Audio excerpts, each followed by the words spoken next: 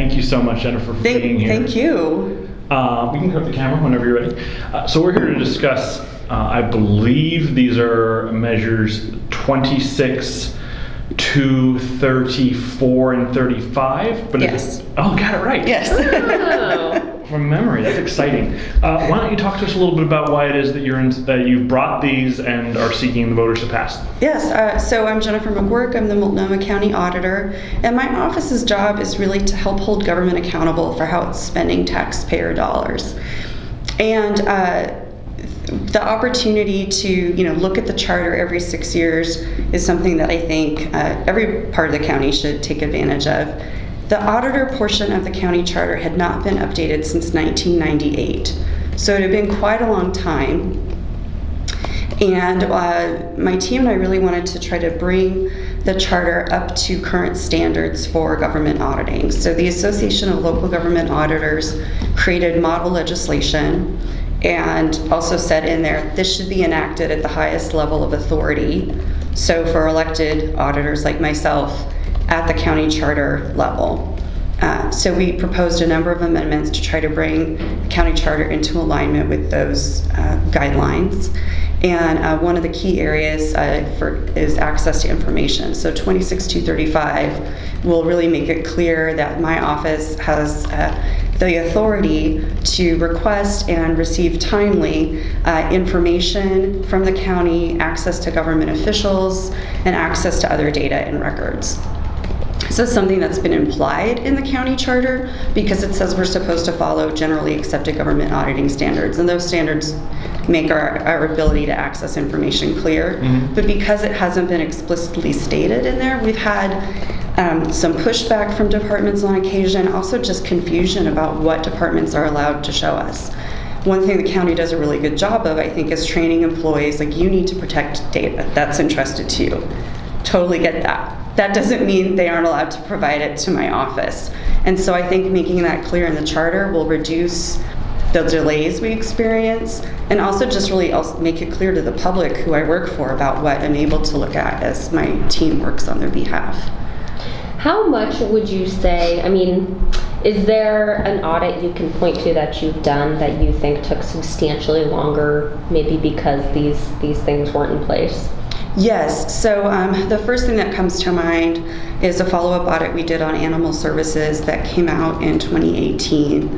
And in the initial audit, animal services had a different database, and we had complete access to it.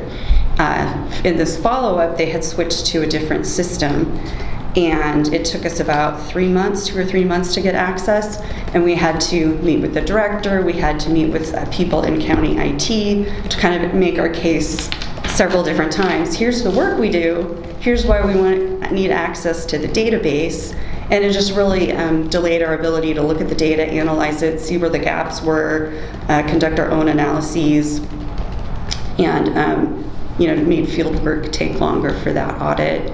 We also, it's hard for me to cumulatively know how much this has delayed audits, but another big example is in 2017, the county went out and purchased a new enterprise resource management system, which basically is where all of the key financial and human resources data for the county is stored. And the auditor at that time, Steve March, made it clear, here's the kinds of things we need access to in that system. We used to, in the old system, be able to pull all of the data. We need to have that same kind of access. The system went live in 2019. We did not have that access. I spent the whole year of 2019 pushing to get the access we needed to that system to be able to run reports, look at people's hours, look at costs and expenditures. So, and that's a system we use on pretty much every audit, so it's hard to know how much it impacted things because it kind of impacted everything. Okay. So those are the sorts of delays that we're hoping this will help us avoid. Got it. And then the ombudsperson. Yes. So 26234, if passed, will establish an ombudsperson for the county within my office. Ombudsperson is a role that I think the city of Portland says it's hard to say, but it's an important role. The word comes from Sweden. Basically, they're an impartial advocate for fair and just government. So if people have a complaint against the county that they've gone to management, they can't come to resolution, they can go to the ombudsperson and ask them to investigate. They look at the particular situation and see if there are potential ways to improve county policy, provide support or redress for that individual, and make recommendations for change. It's really important that this kind of role is in an impartial, sort of third-party office, so that you don't have the ombudsperson reporting to the management they're supposed to be kind of investigating. We noticed there was a service gap here. Since 2007, my office has run a fraud, waste, and abuse of position hotline for the county. And people often make complaints that really would be better suited going to an ombudsperson, but the county doesn't have one, and that's outside the purview of the hotline. It's also not, individual cases are not things we look at in audits because we're really looking at entire systems. And so I think people understandably have been frustrated. They're coming looking for help, and we haven't been able to help them. So this should solve that service gap. When was the last time, was it earlier this spring? When was the last time there was an effort to get an ombudsperson at the county? So I don't remember exactly when this was. I want to say 2013, 2014. There was an ombudsman in the Department of Community Services, really specifically for animal services, and that ombudsman reported to the director of Community Services, which is really not that's not how it works. Right, that's not how you want the ombudsperson position set up. Also, if you're going to set one up, just one in the county, you don't want it just for one department. You really want it to be a central service for folks. Yeah. So has there been a push since to get an ombudsperson? No. Okay. Why do you think that this hasn't been brought up earlier? I can't really answer that. I don't know. It's something that's been of interest to me since I took office. And I wanted to make sure that if I was going to add kind of a new service area to my office, that it would be something that was supported by the public, so it wasn't something that management could easily defund. And is it just going to be a one-person thing? I think that will be kind of a matter for negotiation. If it passes, there'll be at least one person, and it will depend on what I can get the new chair to support. Have you talked to the chair yet about what funding would look like? I have not. Okay. What was the process in the Charter Review Commission where a couple of the people on the board opposed this? I don't know what the process was. Well, am I correct in recalling that a couple of people opposed this? Yes. Who opposed it? So Chair Kafori initially said, if this is properly scoped, and implied that would mean the ombudsperson did not look at personnel issues, that she would be supportive. But then the day before the committee's last meeting, she submitted a letter to the Charter Review Committee saying that she did not support the ombudsperson position.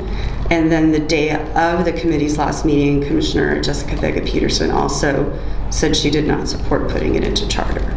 And neither of them talked to me about it, so I don't know what their thought process was. So was that a surprise to you? Yes. So I had been on the agenda for giving public testimony. I'd signed up to do that. And so I focused my public testimony on expressing why I thought these things should be in charter. Did JVP at any point say why she wasn't supportive of it? Or was it just a verbal? It was a letter. You'd have to read the letter. I don't know.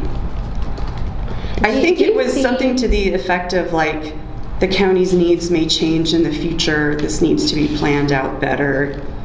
I think the language is clear but vague enough that it will serve the county's needs well into the future.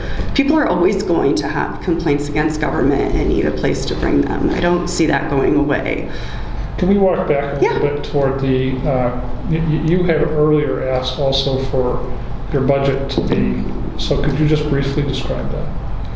Sure. Well, it didn't pass muster with the Charter Review Committee.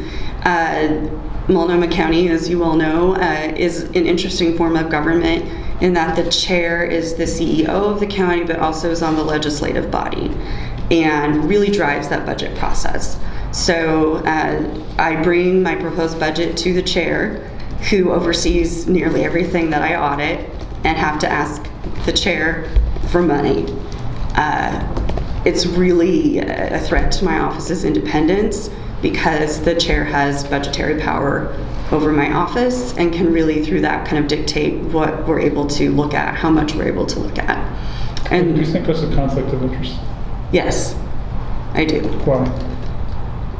Well, because she oversees everything, almost everything I'm looking at, depending on the chair, they may take that very personally. And we've seen in jurisdictions kind of around the nation who have similar budgetary processes that there can be retaliation against the auditor. Now, I haven't personally experienced that, but the point of charter and making amendments to charter isn't to really look at individuals, but to look at the system as a whole. And so I think it's a conflict of interest built into the system. But didn't you ask for a significant budget increase? I did. Why? Because I asked for a significant budget increase because the auditor's office's staffing has been the same since the late 1990s, 7 staff auditors.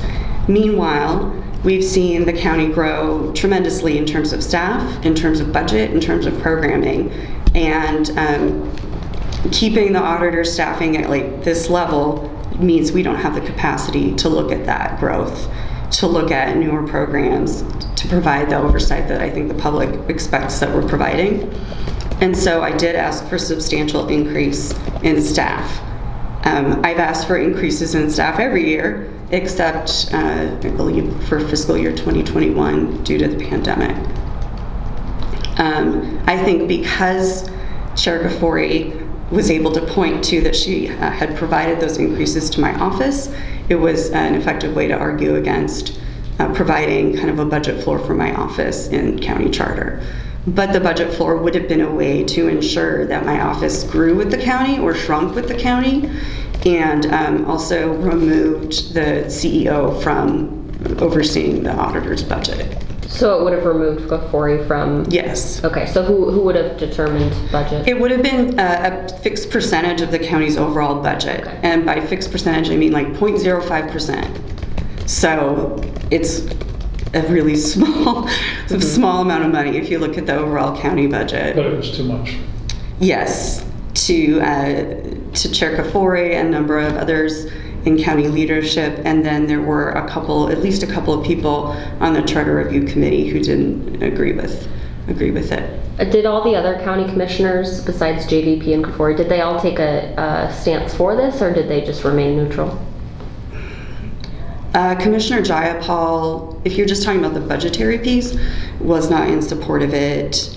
Commissioners Stegman and Myron, I believe, remained neutral. What about the ombudsperson? They remain neutral, Okay. to my knowledge. Okay.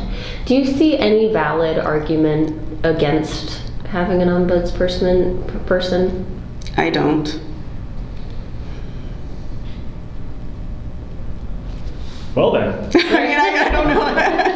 Yeah, we didn't expect you to come here and smack your own computer. Yeah.